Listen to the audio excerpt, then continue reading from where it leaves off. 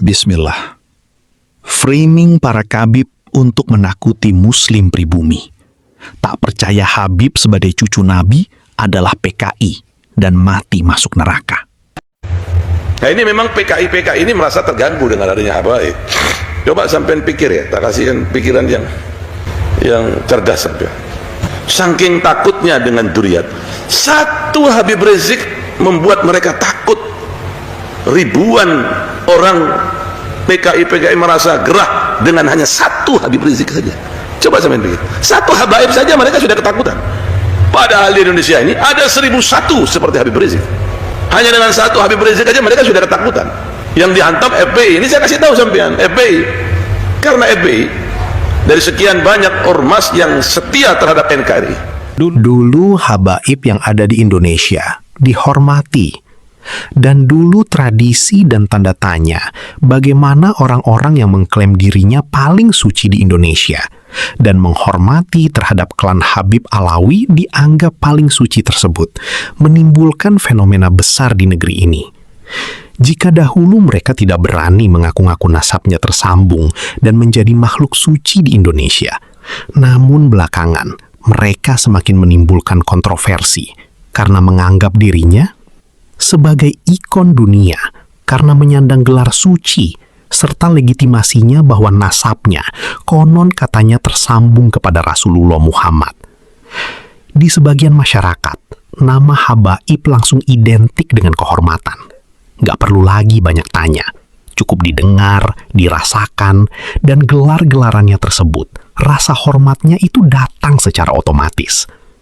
Itu dulu masyarakat meyakini bahwa mereka wajib dihormati dan disembah di negeri ini. Namun itu dulu, sekarang beda lagi. Zamannya sudah berubah, tidak seperti tahun 90-an. Dan kompani Belanda yang membawa Habib Tarim ke Indonesia dianggap sebagai pembelenggu tersebut. Kini meracuni warga Indonesia karena dianggap mereka bukan lagi menjadi cucu Nabi. Dan dianggap oleh masyarakat luas bahwa Mak Alawi adalah cucu abal-abal sahabat beriman semua. Iya, isu mengenai Habib. Di sebagian masyarakat menilai bahwa nilai dan pengkultusan cucu Nabi serta legitimasinya memang disangkut pautkan. Dan gelar sucinya serta kehormatannya memang dikaitkan kepada Habib-Habib. Tapi di sisi lain mulai muncul suara yang pelan-pelan tapi konsisten mengenai siapa sebenarnya yang bermain. Dan apakah persepsi itu lahir dari pemahaman atau sekedar kebiasaan yang diwariskan? Butuh antar, masuk ke kantor Gus Dur, saudara, kita berikan salam, kita hormati, kita duduk depan beliau, kita perkenalkan diri. Terus Gus Dur bertanya, Habib Rizik ada keperluan apa datang? Nah, begini Gus, saya hanya nganter. Ini di depan saya ada dua tokoh Jawa Timur. Satu Habib Abdurrahman Bahlega Asgaf, satu lagi Gud Lutfi, putra Kiai Haji Basori Alwi. Nah mereka ini mau menyampaikan surat Gus. Ada surat petisi yang ditandatangani lebih dari 150 Kiai Jawa Timur. Nah jadi saya cuma nganter aja Gus ya. Silakan Gus Lutfi untuk menyampaikan. Nah, Gus Dur tanya mana suratnya, kata Gus Dur. Nah Gus Lutfi berikan. Terus kata Gus Dur, ada asistennya, bacakan. Dibacain saudara. Nah begitu dibacain isinya itu tadi saudara, minta Gus Dur ini minta maaf, taubat saudara, dan tarik itu ucapan.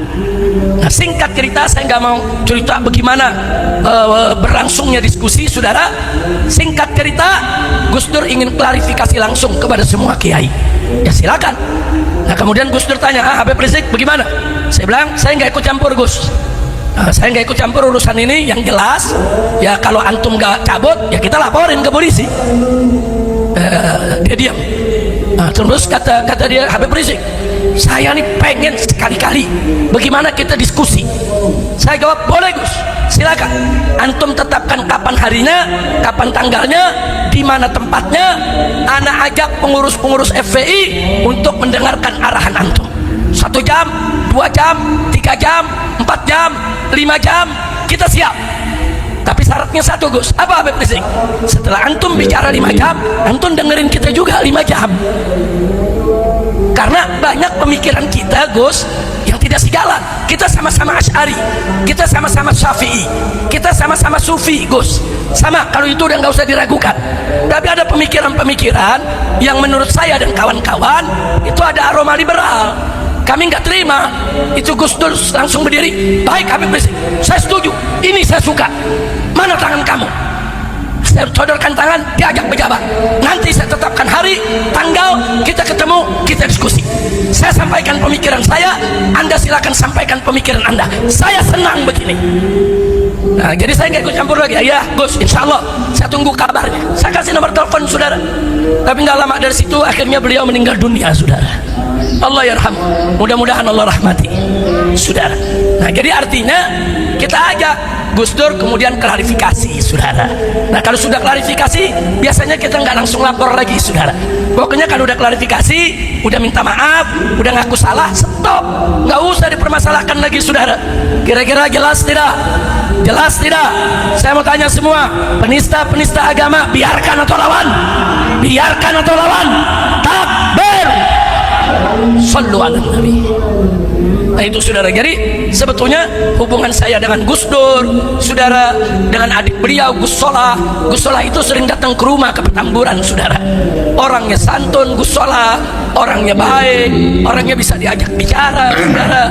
Beliau sering bilang, Habib, ini saya punya kakak, kalau punya pemikiran begini-begini, Habib jangan kaget lah, tolong dimaklumi, Beb. Nah, itu cuma kegenitan berpikir. Saya jawab, bukan begitu, Gus. Saya bilang, kalau urusan politiknya saya acukan jempol ke Gus Dur. Kalau urusan politik saya acukan jempol, hebat dia politiknya. Kalau bicara ilmu sosial kemasyarakatan, hebat Gus Dur, luar biasa. Tapi kalau urusan pemikiran liberal, saya nggak bisa diam, Gus. Amar ma'ruf nahi munkar harus ditegakkan. Nah, jadi saya jadi ingat dulu Gus Dur waktu jadi presiden apa dia bilang, DPR kayak taman kanak-kanak. Terbukti sekarang, saudara, memang benar. DPR sekarang kita lihat, saudara, yes man, apa aja saudara yang diminta oleh pemerintah diiyahin, saudara. Sudah jelas-jelas ada pejabat salah, masih dilindungi, saudara. Nah, jadi kalau Gus Dur dulu bilang kayak taman kanak-kanak, ya benar juga, saudara. Kira-kira jelas tidak?